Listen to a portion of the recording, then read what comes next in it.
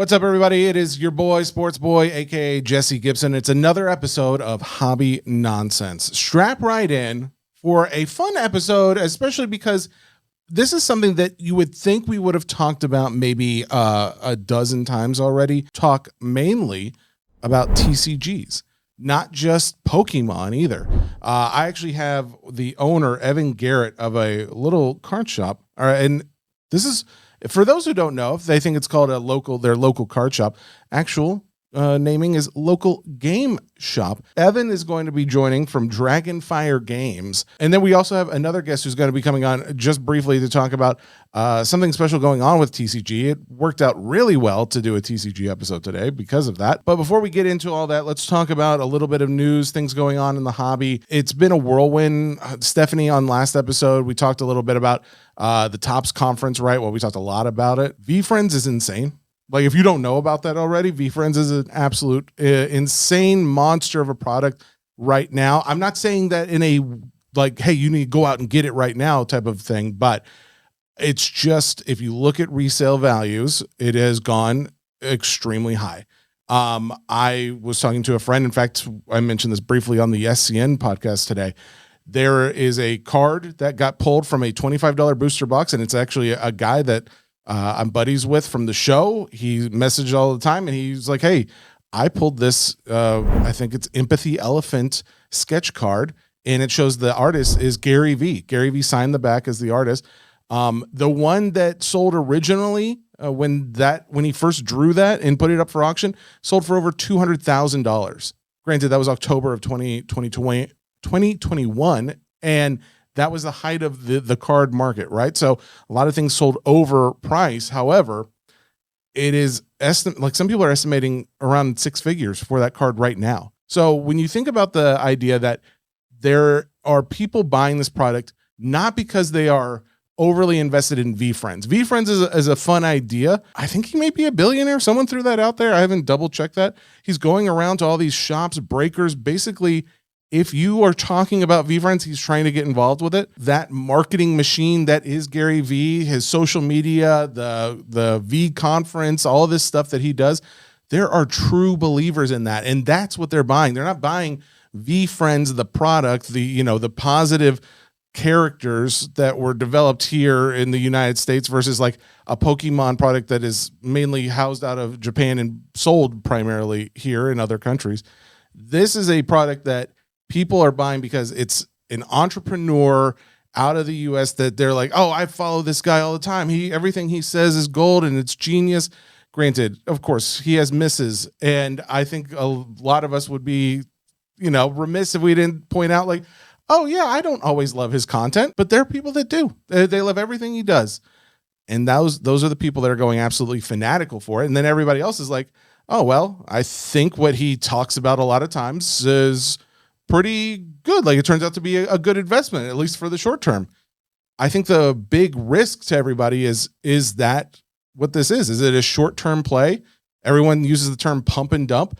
I don't think so. I will be honest. I don't think so. It sounds to me like he is really putting some investment time and money behind this product.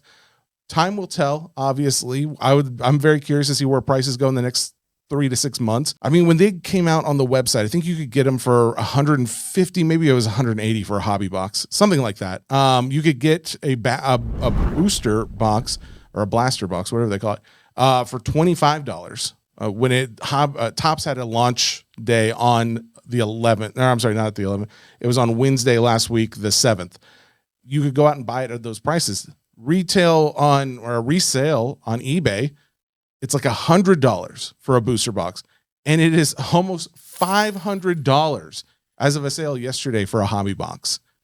I mean, they did a lot of things right. I think they've limited how much is out there. I don't know if they just printed that small or they're just releasing it very slowly. But I know as a breaker, I took 10 cases, and then after I realized how big it was getting, I immediately went back. I said, hey, can I get more? And they said, no, they're completely out. So I don't know. It may be that they just didn't print all that much of it.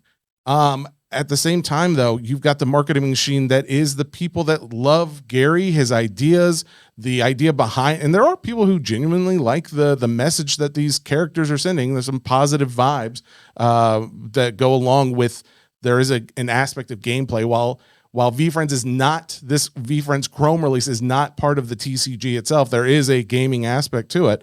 But whatever the reason you like it, the community is there. He has built a community, and you have to have that, right? Like, you either have to have people that love the game, they have to love it for a reason. And this community has found their reason for loving it. And it probably just varies on the person. But I think overall, the same sentiment throughout is they believe in Gary. Courtyard.io continues to be sponsor of the show. Thank you guys for going out and trying out the link. There's a link on Instagram. There's a link in the Facebook group as well, which we're renaming, by the way. We're renaming the non-sports cards nonsense group to Hobby Nonsense. That's really what it's been this whole time, but we're now officially changing it over to Hobby Nonsense. If you guys haven't tried it out, I continue to get guys messaging. If you just go to the site and you put in promo code HOBBY, you can do it that way, but you can go there, try out the product for free, essentially. Anything that you spend on a $25 or $50 pack out of the vending machine, you get that money back guaranteed, if not more. If you get a card that's worth more, you can sell it back for $100, $200, whatever it is, and keep that money too. So it's a really nice option for trying out something and or getting a fun card that you didn't already have in your collection. Pop Century did something that I thought was interesting. They kind of retconned a little information. So if you were at all into celebrity autos in the last year or so, you probably saw a little bit about this. Ari Lehman, I believe is how you pronounce it, but he is the guy behind Jason from Friday the 13th. He's the actor behind that. They had him sign, I believe it was 2024 Pop Century product. And when that came out, everyone, people love it. There's a strong collector base for horror cards. So anybody doing those, signing those, there's a lot of fans for those. But Ari says that that's not his auto. He didn't sign those cards. And a lot of people were saying, oh, well, what's up, Leaf? What's going on? And Leaf, at the time, Brian Gray, I think, was the one who said, no, you did sign those. We have an affidavit from someone who watched you sign it. And so they thought he was just like trying to troll or maybe, do something that was boosting the card value or something by saying, hey, it's not really real. I don't really know what the end goal was or what they were claiming the end goal for him was, but he maintained it wasn't his auto. Well, it turns out it actually wasn't his auto. Like I know for a fact, I have since said, no, they settled that. Brian Gray came out and said, no, it's official. It really was. Someone saw it. But it turns out the guy that was there to get the affidavit that it actually happened, like he's just the one who signed it. And I think he's the one who actually signed the cards as well. So that's a thing. So if you have those older 2024 Ari Lehman cards, those are not his real autos, it sounds like. 2025, I believe, maybe. I know he has autos because I've pulled some in it. But in the post that was made that I got some screenshots of, he does say like he's now working with Leaf. Like they do actually want to make sure he gets autos out there. I'm just not sure exactly when this post was from. So to me, I would think, well, if they confirmed that, they probably wouldn't have put it in 2025 since it just recently came out. But I'm still double checking that. But just something to keep in mind if you're big fans of Jason Friday the 13th. Double check those autos. I really want to know more about the TCG world. We're like on the fringe. It feels weird to say like we're not in the same hobby, but in some senses, like it is a different world for the trading game shop versus like the local card shop for, where you go and buy your sports cards versus where you go and buy your Magic the Gathering or Yu-Gi-Oh or Pokemon and stuff. So who are you? How did you get into all this? I've actually been playing Magic the Gathering since the early 90s, like when it started. My buddy got me into it when I was like in elementary school. So I've kind of known how to play the game, and I've kind of been watching other games as they've evolved, watched, Pokemon and Yu-Gi-Oh and all these games kind of coming up. So I kind of already, like when as a kid, was already like tuned into it. So I was kind of watching all aspects economically, kind of even different from like other cards, like baseball cards and such. Like when you say economically, what do you mean? Like because it was cheaper or more expensive, or there was more? Well, I don't know. I felt like even like as a little kid, I could kind of be like, oh man, this card's good. It's going to be worth something, like, down the line. And I don't know, it's kind of evolved a lot, from that kind of thought process. I think, there's a lot of people my age, 20s to 30s to 40s who like are looking at cards for collectability and like looking for unique cards, or are also trying to jump on like, oh, I know this card's going to be valuable, so I'm going to try to grab a bunch of it before it is. Yeah, the flipping of stuff is kind of everywhere. That's one of the things I wanted to get into specifically was, a card shop is, at least for me, I go into like my local card shop that is mainly there for like sports cards, but then they'll have some TCG and some non-sports stuff in there. It's just expected that guys are going in there to try and get stuff, not only for them as collectors, but because they want to try and flip it.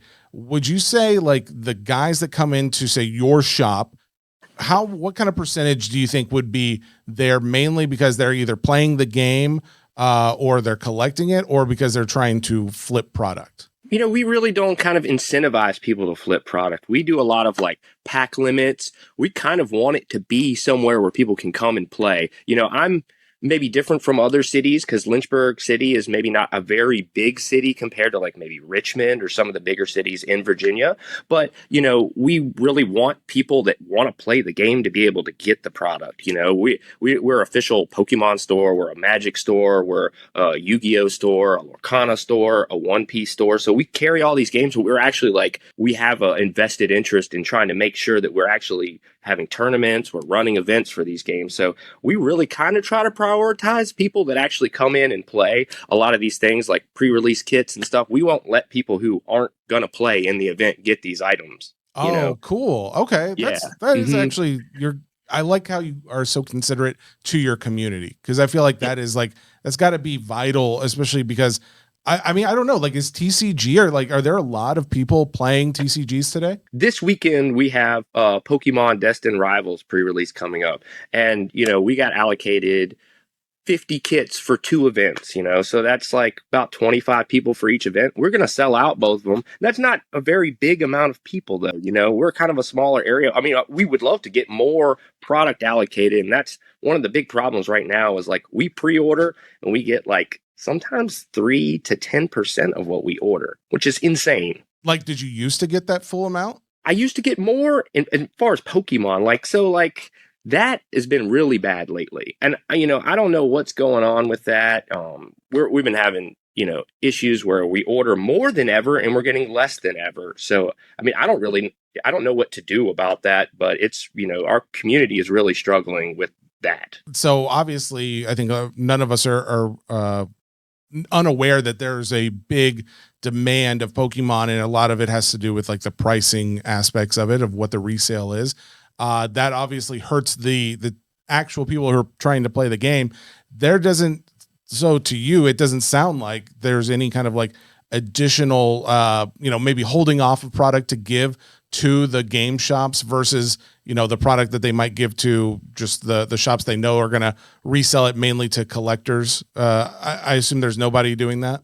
I'll be honest, I think there's a lot of problems in the community. There's like, I know MJ Holdings is actually has a lawsuit because of what they're doing with their product. I'd be curious to hear how much percentage of Pokemon's product go into their hands, because we're seeing a very small percentage. Our distributors tell us that when they order, they get, a very small percentage of what they order. I don't even know. They've been telling us, I don't know why you even pre-order. We should just allocate you guys, because whatever you pre-order doesn't matter. We're just going to give you a percentage anyway, and it's going to be similar to what you got last time.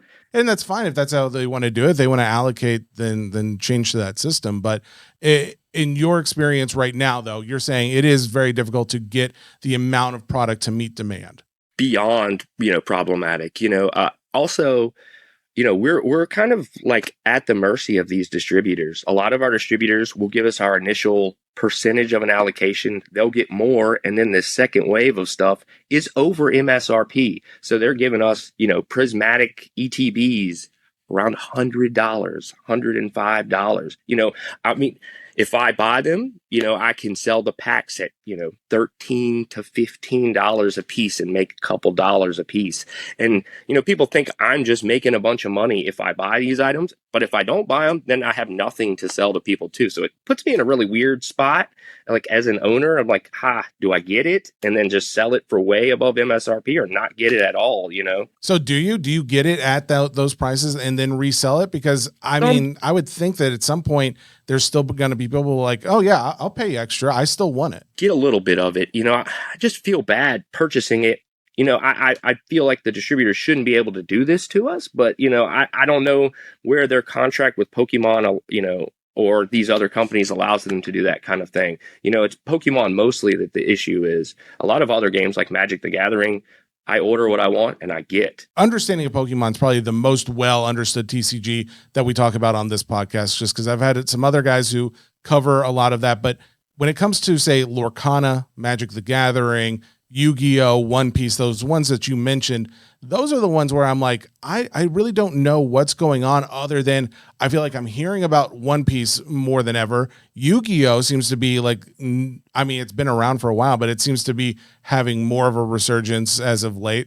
Is it all TCGs in your mind, or are there specific ones that are doing better relative than maybe, a year ago? One Piece has been on like a steady incline. I've also have a little bit of the issues that I have with Pokemon, with like Bandai. Maybe it's these Japanese companies just not printing as much. I don't know what their game plan is. It's hard to say what any kind of company's game plan is, but they're just not printing that much. I'll get about 35% of what I order of One Piece in any kind of order, which is kind of enough for our players, but really not enough in the long run. We don't have that many packs for prizes and stuff like that. So if we want to add more players and we want to keep growing, it makes it a little difficult. Are the players that are coming in, that those are enough to fulfill those products? Like, as far as like you're meeting the demand of those, or is it still one of those where you are left with bare shelves and you haven't gotten all the players their stuff? Our demand far exceeds what we get, for sure. Yeah, we're definitely running out of products. I have pack limits on One Piece. As far as like games, maybe the only things that I don't really have pack limits on are like Magic the Gathering and Yu-Gi-Oh. When I get them, whatever I order from those companies, I generally get. So I just have to be smart about my initial ordering. As long as I know what I want and I need, if I place that order, I will get that. Going back for seconds is not always going to work on some of these games, especially Yu-Gi-Oh. That game, when you get it, you got to get what you want, or it's not going to be available, especially if it's something that's hot. After Pokemon, what would you say is the second highest in resale value that people are probably trying to get the most of? It sounds like One Piece, but I'd just be curious if there's anything else. I don't know. I would actually say Magic the Gathering. We have a huge Magic the Gathering community. I don't know if it's just that like Star City Games is about an hour away, and that's like the biggest Magic store on the East Coast, and we have a lot of Magic players. Like on any given Thursday or Sunday when we have Commander, we have 30 people, sometimes up to 40 people. In a small city, that's pretty big. We fill out the store, and we have a lot of people that trade in, buy, sell cards all the time. It's just nonstop. And when they are coming in, like they're here to play the games. They're not necessarily here to like a trade night, or they're, trying to get a more expensive card, or trading like, I've got a couple $100 cards. What do you got that's like 200 or something? Is it more focused around the gameplay? What aspects of gameplay this card can do? Can this be, used in a certain way that will help my overall deck be more complete? Now, I would say probably in Magic and Yu-Gi-Oh, Lorcana, even maybe those three games, it's more about the gameplay and less about, trying to get collectible cards. Sure, people want collectible cards, and those games are like making cards that are collectible and hard to get. So the people who are very invested in playing want those special versions for their deck sometimes. So, we take and buy and trade all stuff. So we will have like higher end stuff, really high end stuff, but people are mostly trying to play. Well, and I think most of us have heard, I mean, before even Pokemon where it was hitting the numbers, it was hitting as far as some of these auctions that have sold for individual cards. You've heard of like, the Black Lotus Magic the Gathering card, or maybe one or two others. There are some obvious high dollar cards that are out there, but those are typically, we think of those as like some of the original cards, But, with Pokemon, we see, the Umbreon and other evolutions where you're getting thousands of dollars for pack pulled, fresh pack pulled cards. Are there cards similar to that in any of these other TCGs that are, high dollar right now? Oh, for sure. Now, I mean, they're going to be as hard to pull as like the Moonbreon or the Sunbreon or any of that stuff. Like a lot of One Piece cards, they have a lot of manga rares because the game is, based after movie, manga, all that stuff. People are, after those special manga rares. I mean, Magic has serialized cards inside their packs that are super hard to get and are worth thousands of dollars when you pull them, Now, the packs can be somewhere from $25 to $50. Sometimes those packs are enormously expensive, and that's all. They have collector packs and special different kinds of packs. Now, I mean, we might see some of these games, go in that direction in the future. I believe it could happen. Are there any games where you're like, man, I hope this is such a fun game. I hope it doesn't become too popular because then there's not going to be enough cards to actually play it. Or people will just buy it only for the resale of it? I mean, there's a few games. Like, I still feel like Pokemon's more bought for collectability than playing. There's people that play for sure. And like I said, we will sell out our pre-release and our events will be well attended. But there's still just so many people that collect it because it's cute and it's neat. And it's just, it's kind of one of those timeless things. It's been around for a long time now. Earlier in this show, I talked a little bit about the VeeFriends product because it just came out last week. I assume you're familiar with VeeFriends? Vaguely. Is it playable? I honestly love that you do not know exactly what VeeFriends is. That answers a question to me because VeeFriends is a product that a guy named GaryVee kind of invented. He kind of pushed it and started it. He's a big entrepreneur and does a lot of talks of encouragement and like you can be your best. Yeah, he's a really nice guy. In fact, met him several times. Always been a terrific person. The problem comes where guys are going after this new card set, and this newest one came. They partnered with Topps Chrome, and so there's a VeeFriends Topps Chrome release that came out. Oh, this is sounding familiar. This came out last week, and when it came out, for the, I guess the consumer at the website, they had a limited amount you could buy on the website, and you could buy a hobby box for maybe $150 to $200 or something. And now they're reselling for $500 as of yesterday on eBay. Their sales is that high, and it's it started out as a TCG. At least before this product, the last couple have been an actual trading card game of it, but this is its own thing. It's just for the collectability of the cards. Is that a thing with these TCGs where they are making cards that are only for collectability? I mean, sure. I from what I understand, especially from the players, cards like that Moonbreon was not a playable card. That card's worth $1,700, but you can't play it. This whole VeeFriends thing has got a craze around it, and people at a time they were like, well, they don't think it's going to be popular, or they don't think it's going to make it because no one's playing the TCG. And obviously, if you've never heard of it, it didn't get very popular in your area, but now they've kind of curved it. And it sounds like maybe, I don't know if they'll go back to TCG again, if they'll continue to do different sets for just collectors and just for the gameplay aspect of it. But it made me think how many TCGs come through in a given year that don't end up, taking off, that end up being they tried to push it and it just didn't go anywhere. Is that a common thing for you? Yeah, I wouldn't say that the games just die off necessarily. We had I don't know if you're familiar with Flesh and Blood trading card game, but when that came out a couple years ago, Legend Story Studios is the name of the company that has that game. It was very popular for a while, and it just kind of died off. It has a thing where you play with a hero, and they have some equipment, and if something happens to the hero, if it wins too many tournaments, it becomes banned. So your cards become banned over time, and people would have to buy a deck, and then the card would get banned. If that card gets banned, do you see value drop for it? Is there demand for the single to go down?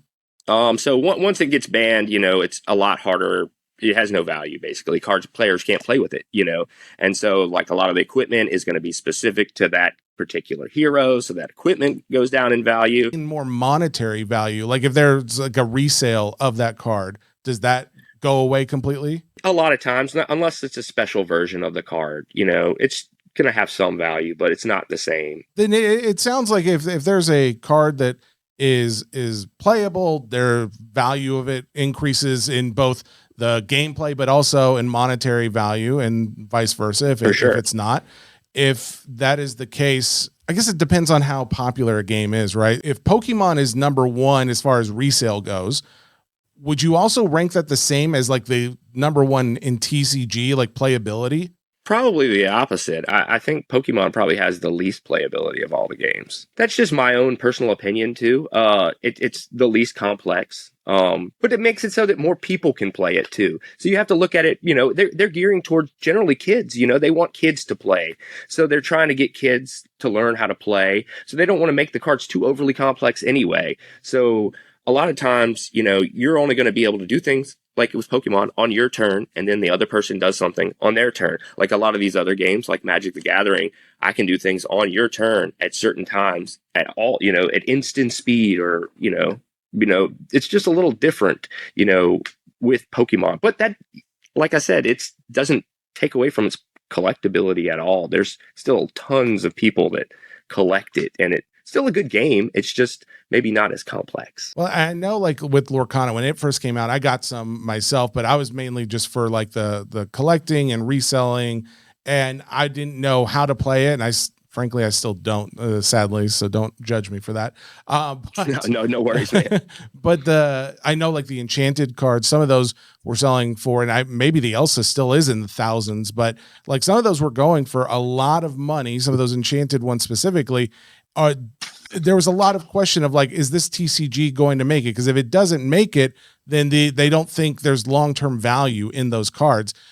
First off, do you think that's true? Like if a TCG does not make it as a gameplay, then there's not going to be long-term value. But also, do you think that there are still valuable cards in Lorcana? Is that still popular? Well, at our store, it's very popular. We have like store championships that we run for each event, and that kind of helps buoy the sales of the individual cards. It's not like a very expensive game to get into. That's why I think it's a good game for people to play. Like the individual single cards that are not enchanted, like you were saying, are pretty reasonably priced. You can get into and build a deck, and you know, you're not spending too much money, and you don't have to worry about, you know, whether the card's going to be, you know, you don't have like $100 cards that you need to build a deck. So if that's the case, it's popular in your store. Do you foresee there to be long-term value in this? Do you think it's got the legs to keep going, or is this one of these you're still kind of watching to see if it'll be around in the next 2 or 3 years? It's a Disney IP. You know, that's a company that, you know, takes care of their products, and they've been doing a good job with these store tournaments, these store championships.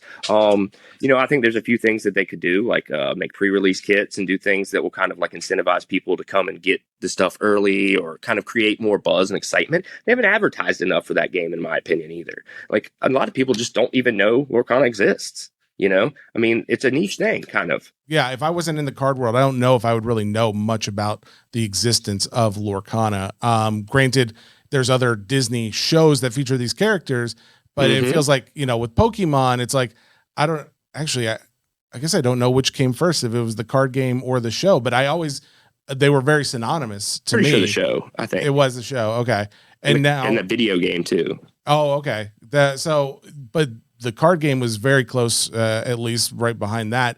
And then you also have like now Magic the Gathering has inked some deal where you're going to see a whole cinematic universe of Magic the Gathering stuff. Plus the fact that they're partnering with Marvel, and they did Lord of the Rings. And so you got these sets coming out, and Disney already has like characters in these movies, but there's not really much talk about the gameplay version that is even available. So yeah, it's made me wonder, like, oh, is Lorcana, was it like a flash in the pan? Was that like a big thing? Yeah, I mean, I think so. At our last store championship, we had 20 people, which from what I understand, even like neighboring cities didn't have that many come to their shops, which was kind of, they had bigger cities like Roanoke. They didn't have that many participants, which, maybe reflects on our store more than the actual game and as a long-term thing, but I don't know, I mean, I hope it lasts. It looks like it's going to last. As far as like, I know Pokemon has like championships and there's like prizes and things like that. There's like, I think they're monetary prizes.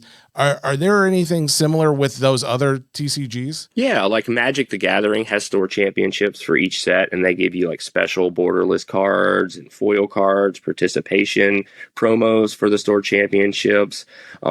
Basically, most of the TCGs will have that. But there's also big events for those other, like for Yu-Gi-Oh! and One Piece and Magic the Gathering. There's like big, like you have to fly out to these kinds of events. Oh yeah. A lot of my employees are pretty invested in a lot of these other games. A lot of times they'll go, "Hey, I'm going to regionals. I need this weekend off." I'm like, "Okay, go for it, man. I want everybody to do the thing, So that's crazy. Do you know, like, are there names of people? Like, do you know, like, Jay Sherman is like #1 in the South for Yu-Gi-Oh tournament play, or somebody else is great for play worldwide, and another one. I'm just very curious of like, is there name recognition? Has it gotten that big yet? Not for me necessarily. Like, I might know some famous Magic players that some of them don't even really play that more. We do have a guy that a young kid that plays every once in a while. He's from this city that he won one of the worlds recently. Gosh, of course, I can't even remember his name. So that doesn't help, right? But I guess that does. But you're kind of answering the question in some sense there. That if you can't necessarily remember, it means that it's not being spoken all the time of like, oh man, he's going to be the next Isaiah Smith or whatever the case is. Yeah, exactly. Yeah.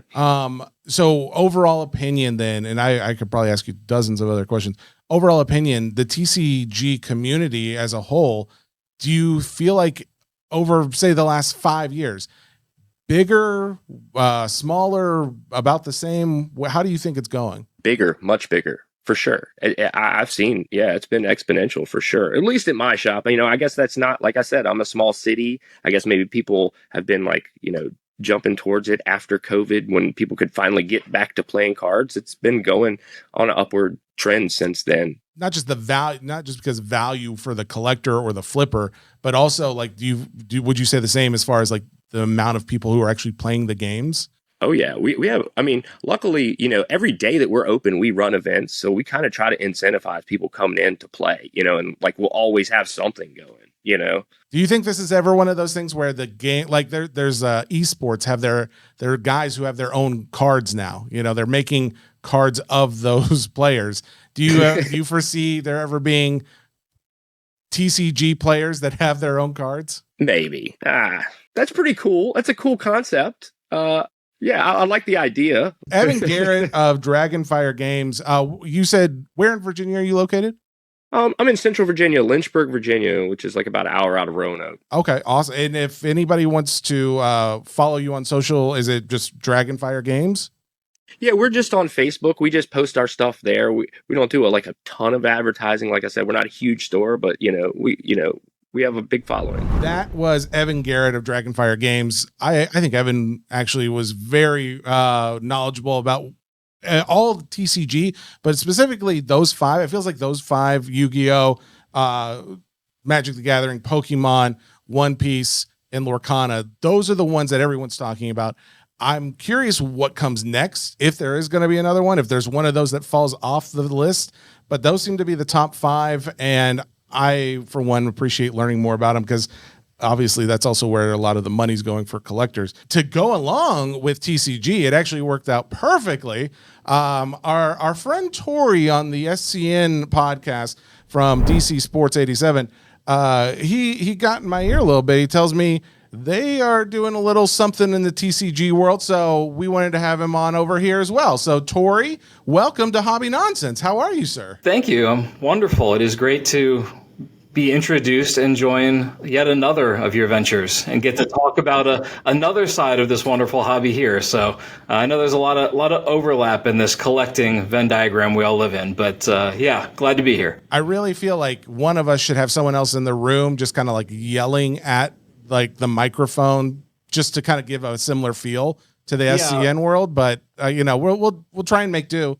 I'm gonna have to adjust to like you open your mouth and start talking, and there's not something barking at you from your left over there. That's a new kind of way to do this, but I'm gonna try to be professional and roll with you on it. All right. Well, thank you very much for being professional.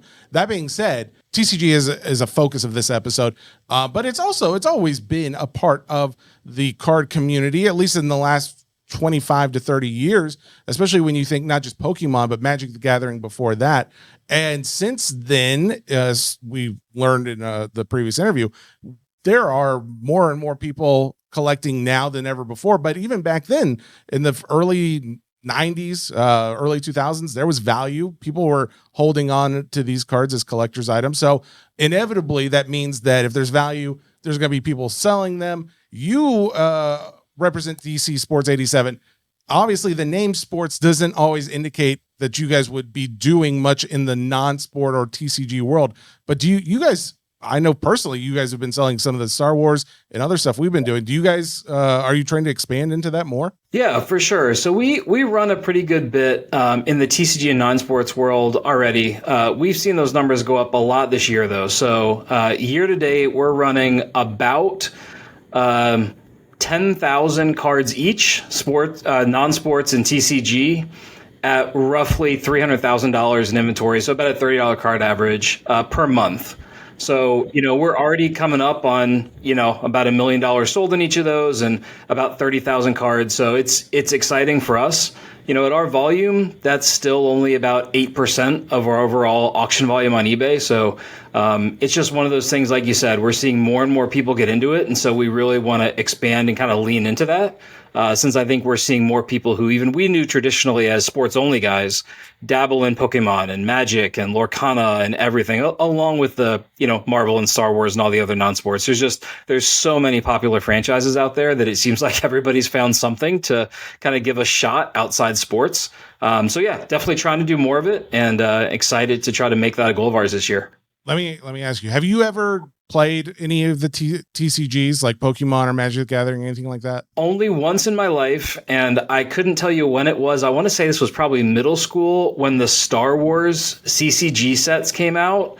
I remember me and my friends buying packs of those, and it was kind of a half play, half collect thing. But that is the only time I have ever really gotten into it in my life, and many years removed from that. But that's my one experience. I'll tell you, you honestly have done more than me, even though like I talk about it a lot and I like it.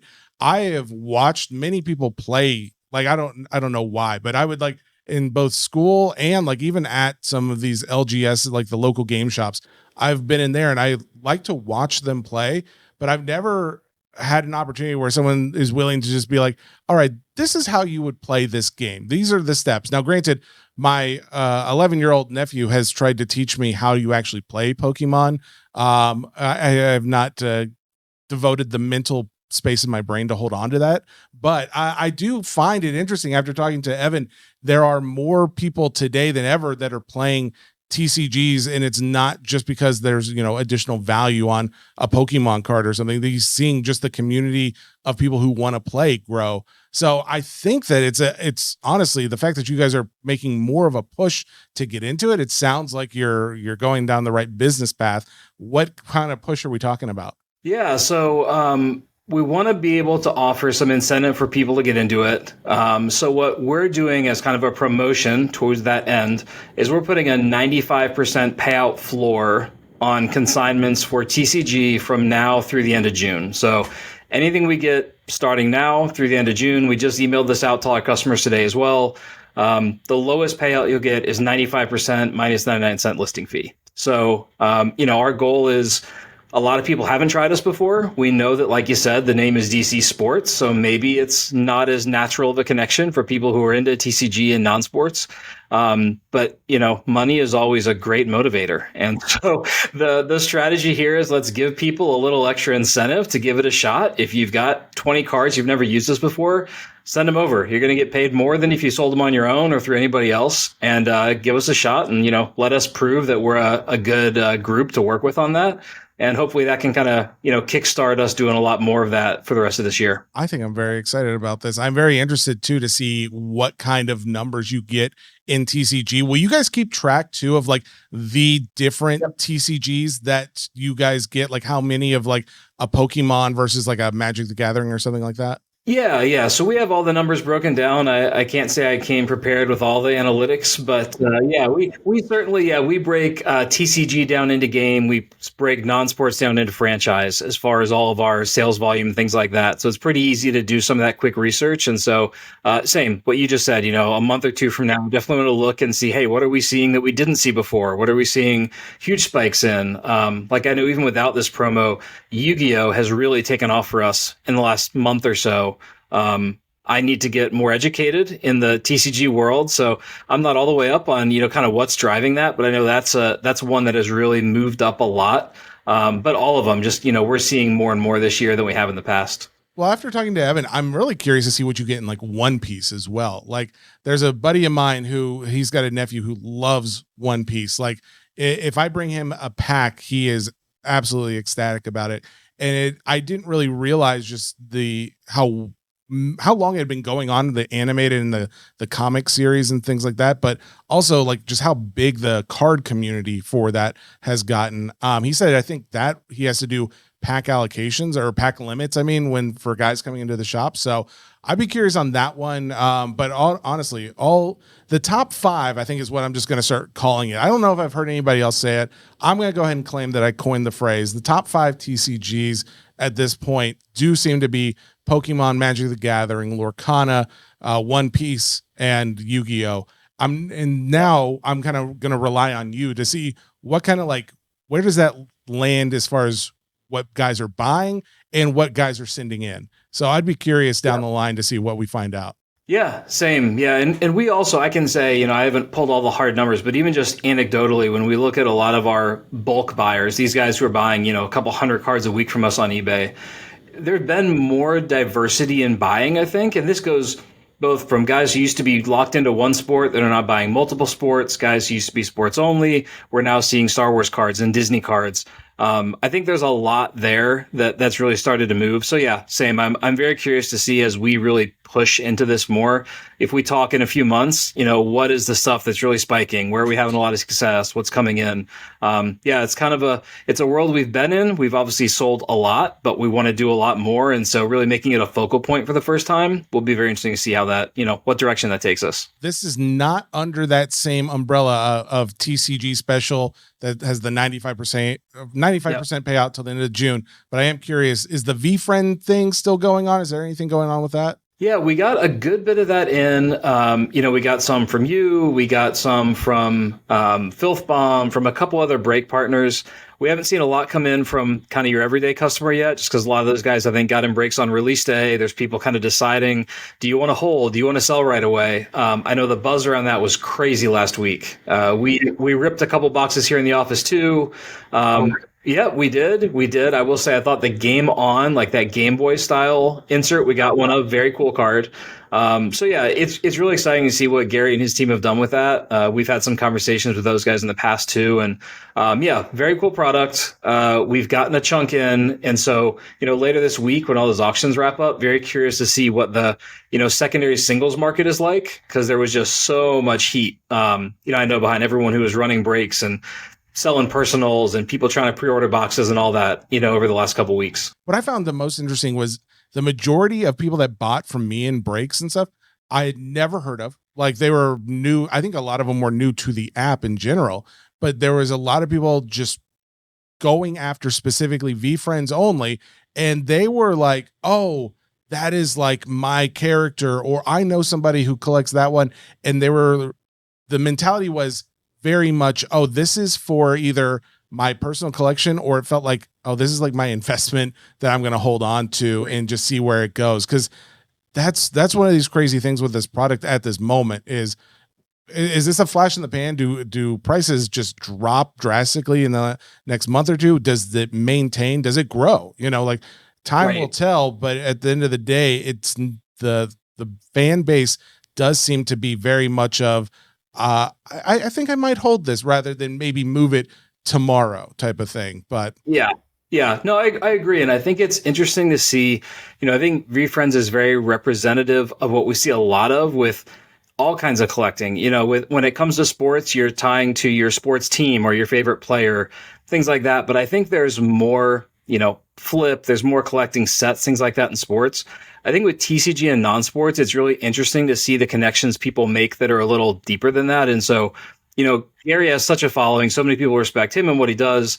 I think it's similar with, the people who are getting behind Marvel and Disney. Like, that's way more to them than just a card. You've got people who have, these are just iconic franchises and people that love them.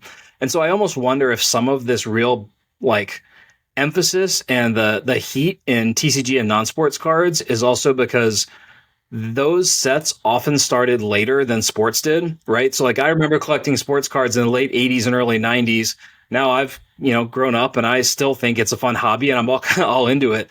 You look at Pokemon that was mid to late 90s. So maybe it started a little later, but you've got those people kind of coming to be adults. They've got kids. And so I think there's just so many different angles there where it resonates in more than just a collection. It's, hey, I used to do this and it's fun. I want to show my kid. Or there's, kind of the gamification of some of these sets that's more than just a collection. And so it's really interesting just to see all the different angles. And I think there's a few more of those represented in the non-sports TCG world than there are just in sports cards, even though there's certainly some similarity there.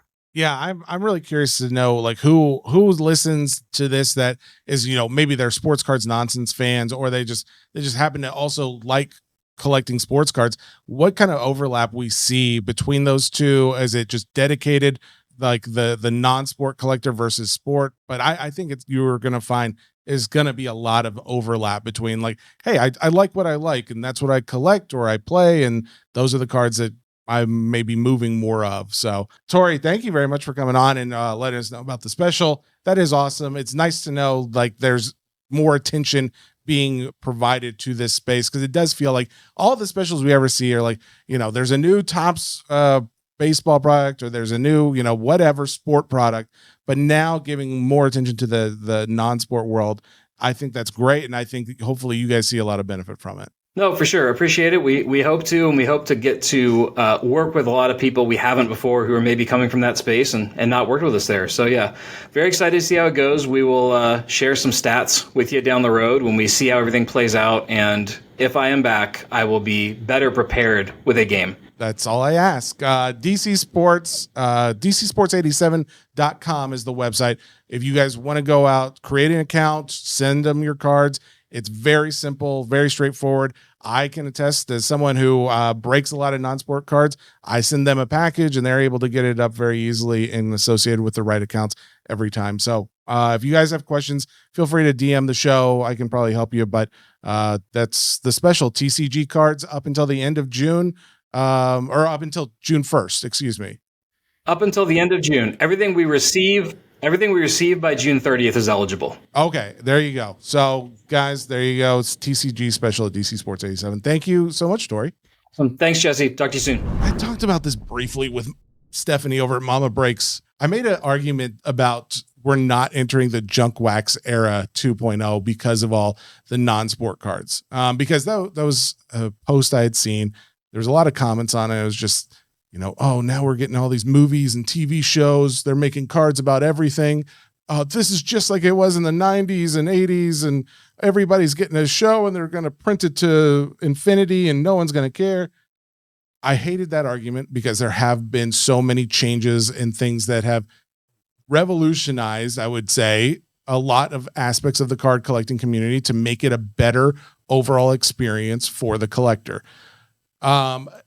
The thing that does not help that is Topps Now. And I say that because Topps Now is not necessarily a bad thing. It has its place, I think.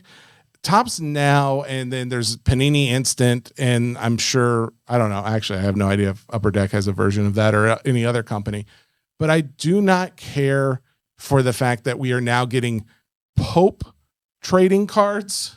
And then Leaf is making Pope hot dog card. That to me, it's at some point, it's there should be probably a line drawn. And I don't know where that line is, because you already have like Marvel movies and you have sports people, and that makes sense. Like, right, there's already licensing deals in place for those things. And then you got Mr. Beast on a card playing for a charity soccer match. That was cool. And it's a little outside of that.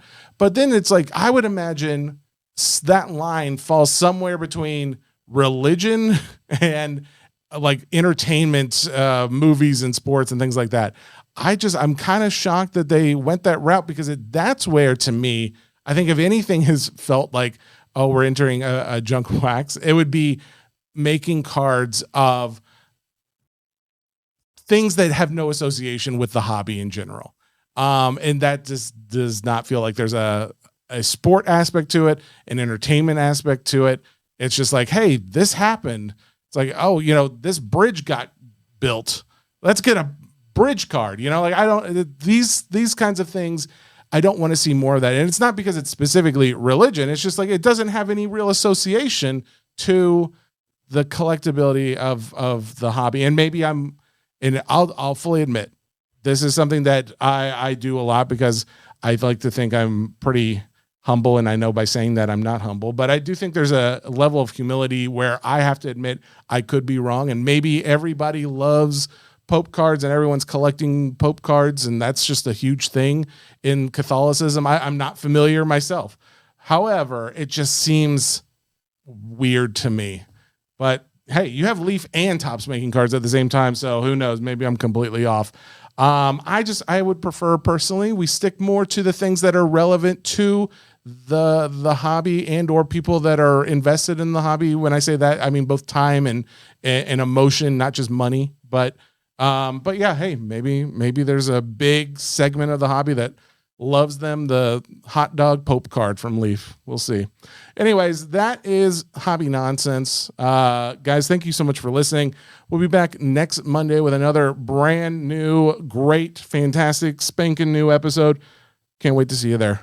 Goodbye.